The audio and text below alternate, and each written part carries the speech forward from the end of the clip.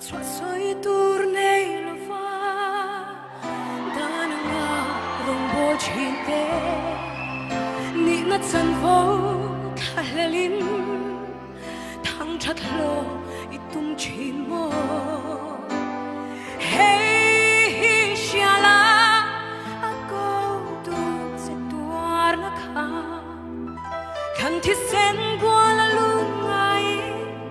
sak me dar zam lo ve lunga na anei lo ve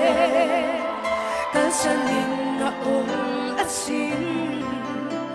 mangai na vang na tuar chu I hai der do nem ni wal phau na lam chuang pi so van pasal cha de kong ani wa turani lâu la ma ni ral la puna ni soi môi na a thom re i long tu me la bo to a am che do mi shin fo pa kung zo an ni e shin nun vui lia min dai ve ro le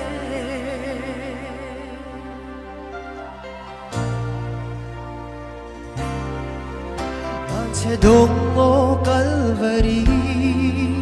thì mà khóc sông đói phô ba cả rau chuối na nun chẳng à khen bề à ông tông tết chu khó về là cả tí chan nhìn na ông tô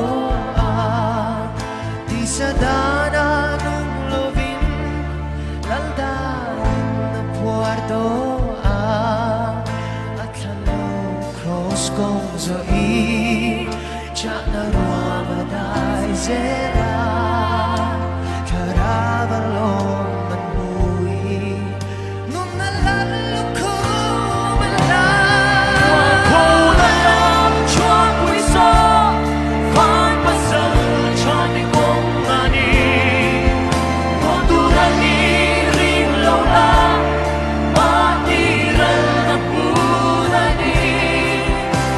Tôi đã áo không để ý lo tu về là bố tôi ăn thế đó mình sinh cho ba không zo anh đi xin đừng quỳ nhà mình đã về rồi trả na ruộng chúng ta đi xuống